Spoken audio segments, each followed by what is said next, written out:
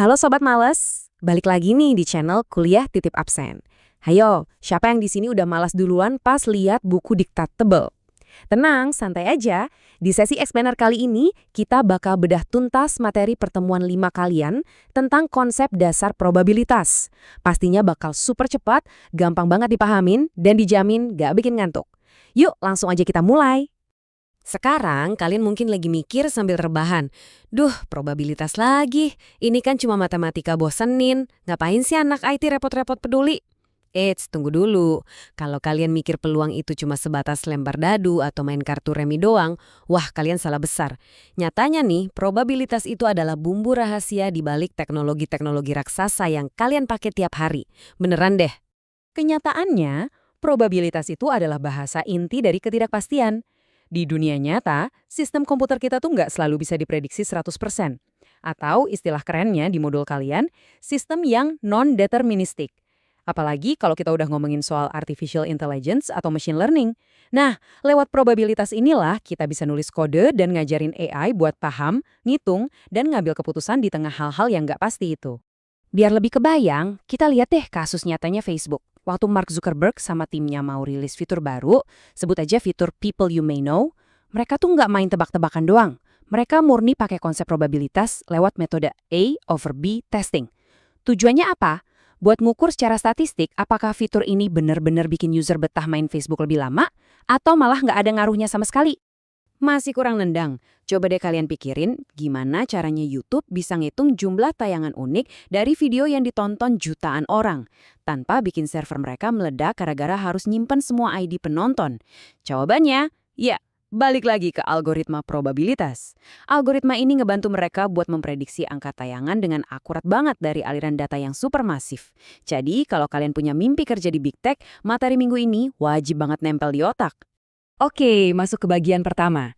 3 konsep inti, percobaan, hasil, dan peristiwa. Nah, buat bisa lulus ujian minggu ini, kita harus paham 3 fondasi ini dulu. Bayangin aja ada pertandingan bola nih, Persita ngelawan PSIS. Di sini, jalannya pertandingan itu sendiri yang kita sebut sebagai percobaan, atau bahasa Inggrisnya experiment. Terus, kemungkinan hasil akhir yang bisa kejadian, kayak Persita menang, kalah, atau seri, itu namanya hasil atau outcome. Nah, kalau kita secara spesifik nunjuk satu kondisi aja, misalnya Persita menang, nah itulah yang dinamain peristiwa atau event. Biar makin masuk akal nih buat Sobat Males, coba kita bedah bedanya hasil sama peristiwa pakai setumpuk kartu remi. Kalau kita narik satu kartu secara acak, hasilnya pasti jatuh ke salah satu dari 4 lambang kan? Entah itu hati, sekop, wajik, atau keriting. Itu udah pasti terjadi. Tapi begitu kita masukin angka dan nanya, berapa probabilitas narik kartu hati? Nah, itu baru namanya peristiwa. Peristiwa itu intinya sekumpulan hasil yang udah kita kasih nilai peluang, yang dalam kasus ini adalah 1/4, karena ada 13 kartu hati dari total 52 kartu. Masih agak bingung? Oke, satu contoh simpel lagi deh buat yang otaknya masih loading. Bayangin ada sebuah kantong kelereng. Di dalamnya ada 3 kelereng merah, 5 hijau, dan 2 biru. Kalau kita tutup mata terus ambil satu, hasilnya ya pasti salah satu warna itu kan? Tapi kalau kita nanya, berapa peluang narik kelereng biru? Coba kita cek, ada 2 kelereng biru dari total 10 kelereng. Jadi peristiwa ngambil kelereng biru itu punya probabilitas 2/10. Konsepnya emang sesederhana itu guys. Lanjut ke bagian 2, 3 jalur menuju probabilitas. Tadi kan kita udah bisa bedain tuh, mana percobaan, hasil, dan peristiwa. Pertanyaan selanjutnya, gimana sih cara kita ngitung peluang sebuah peristiwa itu bakal bener-bener kejadian? Ilmu statistik ngebaginya jadi 3 pendekatan, klasik, relatif, dan subjektif. Jangan buru-buru nutup video explainer ini gara-gara istilahnya kedengaran ribet ya. Kita bakal kupas satu persatu dengan santai. Kita mulai dari pendekatan klasik. Simpelnya gini, pendekatan klasik ini adalah kondisi yang paling adil dan ideal. Setiap peristiwa dianggap punya kesempatan yang benar-benar sama buat kejadian. Rumusnya gampang banget. Probabilitas suatu peristiwa itu sama dengan jumlah kemungkinan hasil yang kita mau dibagi sama jumlah total semua kemungkinan hasil. Udah gitu doang. Contoh paling legendarisnya, jelas, lempar koin. Selama koinnya normal dan nggak diakalin ya, peluang munculnya gambar sama angka itu benar-benar seimbang. 50-50, probabilitasnya 1/2. Nggak ada sisi yang lebih berat sebelah. Pendekatan ini emang paling pas dipakai kalau kondisi permainannya beneran adil dan semua kemungkinan udah kita tahu pasti dari awal. Tapi jujur aja ya, di dunia nyata tuh kondisi ideal yang serba 50-50 gitu jarang banget kejadian kan. Makanya, kita masuk ke pendekatan kedua, yaitu pendekatan relatif.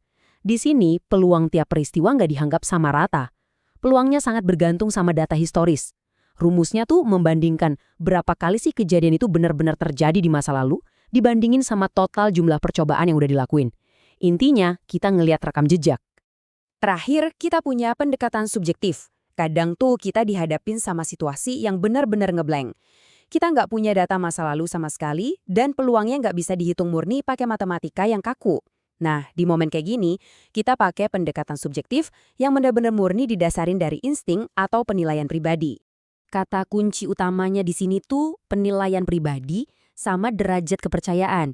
Jadi ini tuh lebih ketebakan logis yang dilandasin sama intuisi, pengalaman, atau feeling si pembuat keputusan. Tapi jangan salah sangka loh. Biarpun kedengarannya nggak sematematis dua pendekatan tadi, tapi di dunia bisnis atau investasi saham yang serba nggak pasti, insting tajam dari seorang ahli yang pakai pendekatan subjektif ini, wah harganya mahal banget. Dan sampailah kita di bagian ketiga, kuis ujian Sobat Males. Ini dia bos terakhirnya. Oke Sobat Males, waktunya manasin otak bentar. Biar nonton explainer ini nggak cuma numpang lewat dari kuping kanan ke kuping kiri, mari kita hadapin bos terakhir kita.